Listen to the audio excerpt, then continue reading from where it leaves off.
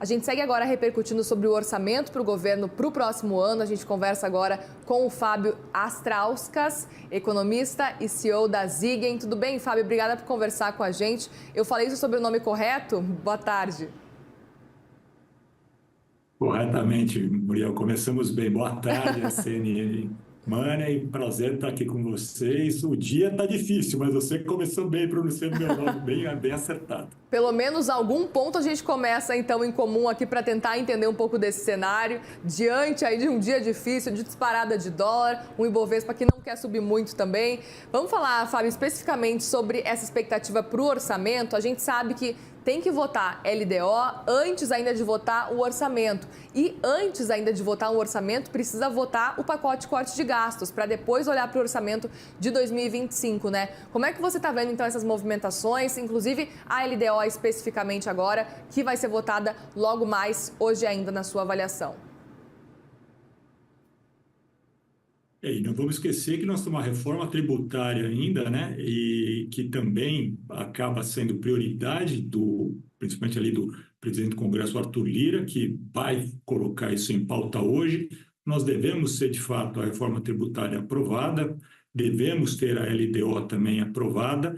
A discussão está em cima do ajuste fiscal e a aprovação dele, que ainda tem alguns pontos a serem discutidos, o que provavelmente isso é possível de acontecer, o governo não quer, mas é uma solução melhor do que aprovar logo em seguida a LDO, tem que aprovar a LOA, né, que é o orçamento, e esse sim é o que passa a valer, e este sim deve ser algo que pode ficar para o ano que vem se a gente não conseguir aprovar o ajuste fiscal, principalmente porque há vários ajustes que o governo pretende fazer nesta LDO, entre eles, e você citou aí rapidamente a questão do reajuste do salário mínimo, que dá um impacto de aproximadamente uns 10 bilhões aí para o ano que vem, favorável ao governo, se ele conseguir aprovar esse ano o ajuste fiscal. Então, na hipótese melhor, é o que o governo torce, mas está correndo contra o tempo, que aprove a LDO, que aprove o ajuste fiscal e que aprove a LOA. Mas se não conseguir, vai aprovar vai aprovar a LDO, vai aprovar ajuste fiscal e vai ficar a LOA para o ano que vem.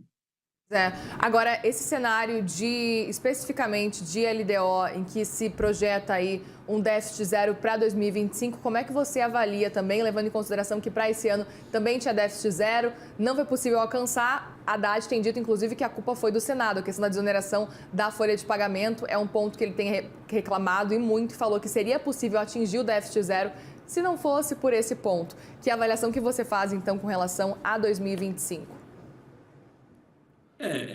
Eu acho que é bastante otimismo por parte do executivo enxergar que a responsabilidade por não ter atingido a meta fiscal para esse ano, o orçamento zero, ficou a cargo de terceiros, né, ou sob a responsabilidade de terceiros. O mercado enxerga diferente, né, e nós estamos no final de ano demonstrando isso claramente, há uma desconfiança do mercado, não com relação às medidas que o Congresso tem tomado, porque até tem cumprido com a agenda.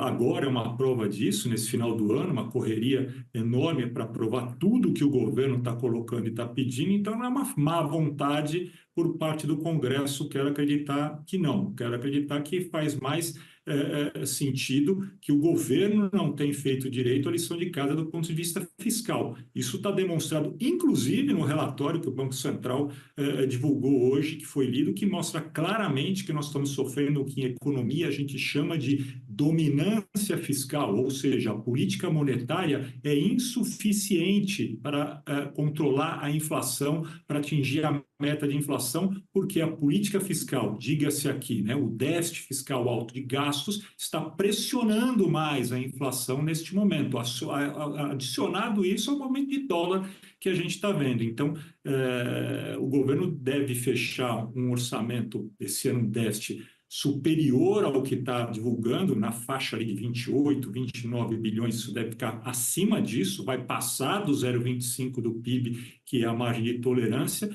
e para o ano que vem, como você mesma colocou, esse 0,25 dá 30 bilhões de déficit, o que sem um ajuste fiscal forte, né, e algumas medidas de controle, né, de gastos para o ano que vem bastante rígidas, a gente vai outra vez ultrapassar o 0,25 e vai ficar com um déficit superior a isso, provavelmente para 2025 também. Pois é, aproveito para te perguntar o que a gente precisa ficar de olho agora nessas aprovações da LOA, também da LDO, nesses movimentos aí ao longo dessa semana, para a gente tentar entender qual que pode ser o caminho certo para o ano que vem, levando em consideração que o orçamento mesmo deve ser votado só a partir aí do ano que vem. Vamos até lembrar, né, o orçamento não sendo votado neste ano, LOA, né, não sendo votado neste ano, então naquela regra que a gente já teve, acho que logo depois da pandemia, em 2021, que é a tal da regra do 1/12, ou seja, fica-se o governo preso, né, a gastar 1/12 do orçamento até que seja aprovada a LOA. Isso pode ser que isso aconteça aí quando retornar ao Congresso, vai acontecer em março, né, como foi lá em 2021. Mas mais importante que isso não é muito problema, isso não vai causar problema, a gente não ter a LOA aprovada esse ano. O que vai ser interessante de observar é esse dispositivo que foi colocado no LDO, cujo o controle dos gastos ou do orçamento se dará bimestralmente, sempre querendo atingir o centro da meta e não o limite inferior, como vem sendo feito até hoje. Ou seja, o governo trabalha durante boa parte do ano, quase o ano todo, como foi agora em 2024, com um orçamento deficitário. E aí, no final do ano, corre para poder tentar ajustar esse orçamento deficitário e chegar no próximo do zero, ou próximo do limite inferior da meta, como está sendo esse ano, e vai ter a surpresa que não vai atingir.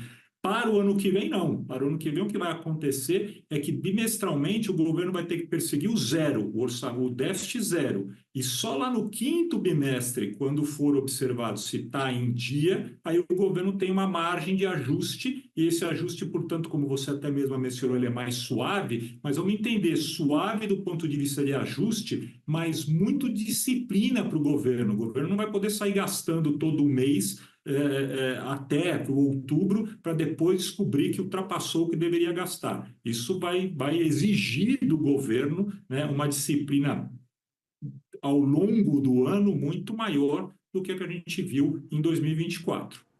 Agora quero te ouvir também com relação ao novo regime fiscal, que tem aquele limite também especificamente com relação às despesas primárias, né?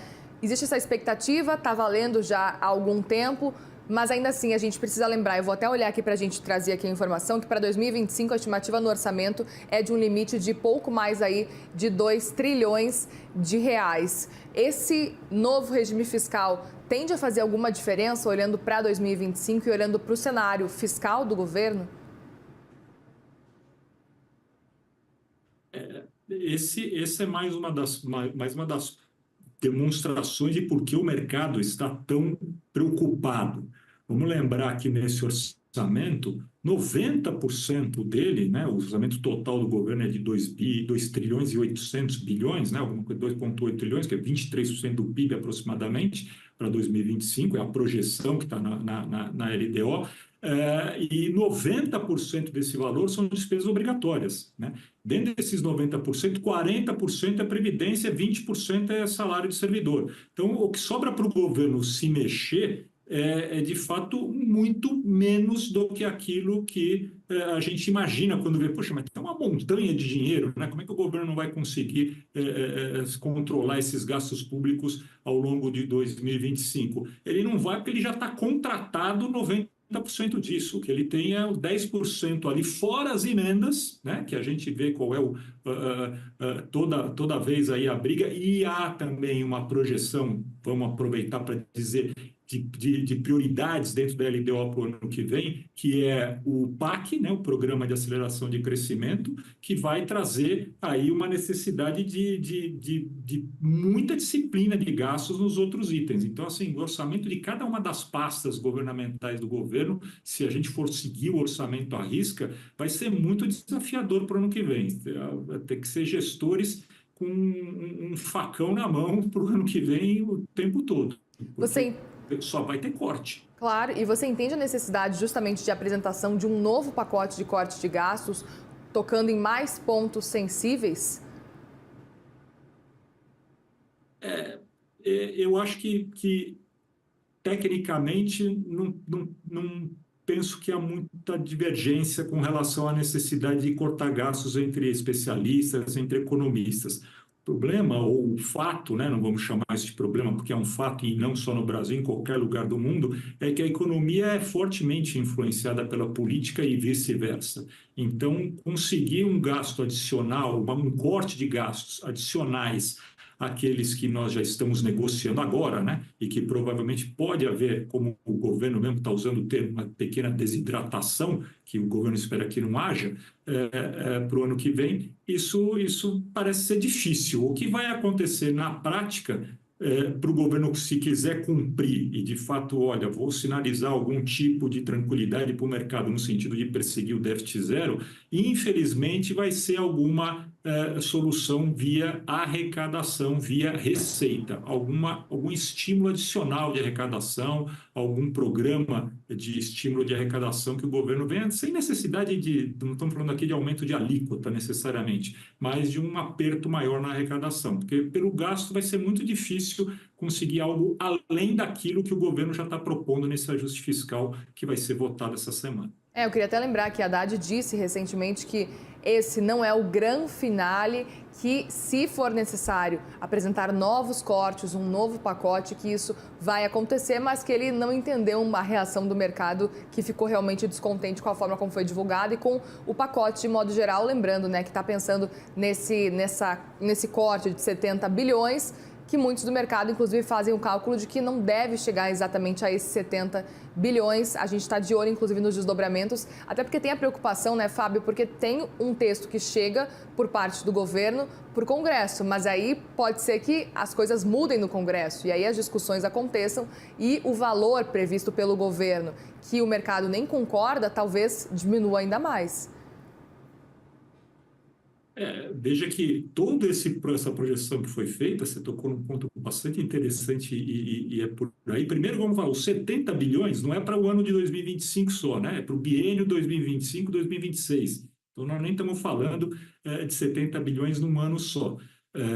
Além disso, né, as bases de projeção da LDO e das projeções do próprio governo, né, do Ministério da Fazenda, do Ministério do Planejamento, eles estão baseados num crescimento de PIB superior àquele que a gente está projetando, principalmente agora com o aumento de Selic. Ele foi feito antes desse aumento último de Selic e desse anúncio de mais 2 aumentos prováveis para os 2 propostos nas reuniões do Copom. Ele foi feito com um dólar muito mais baixo, provavelmente o dólar vai permanecer, estar resiliente nessa casa de R$6 e vai ficar assim. A gente estava com uma projeção na LDO de um dólar abaixo de R$6 e, adicionalmente a tudo isso, em terceiro ponto, a inflação, que também era algo projetado para o ano que vem na faixa de 3% e que provavelmente vai ficar muito próximo de novo, né, do teto da meta para o ano que vem, caso o Banco Central consiga êxito no controle inflacionário através da subida da Selic. Então, o cenário ficou bem mais desafiador do ponto das premissas, né, de projeção, o que vai fazer a tarefa de corte de gastos ser muito mais importante e quase que inevitável. Porém, volto a frisar, politicamente, não sei se a gente vai ter essa facilidade e me parece que o governo vai buscar alternativas na linha da receita mais fortemente em 2025 do que mais aportes além daqueles que já está programado agora para esse ajuste fiscal. Muito bem, Fábio Astraucas, economista, CEO da Ziggy, muitíssimo obrigada, viu, pela participação aqui com a gente, pelo bate-papo. Muito obrigado a você, Muriel. Muito obrigado ao pessoal da CNN Money. Foi um prazer estar com vocês. Prazer foi nosso. Obrigada. Boa tarde para você.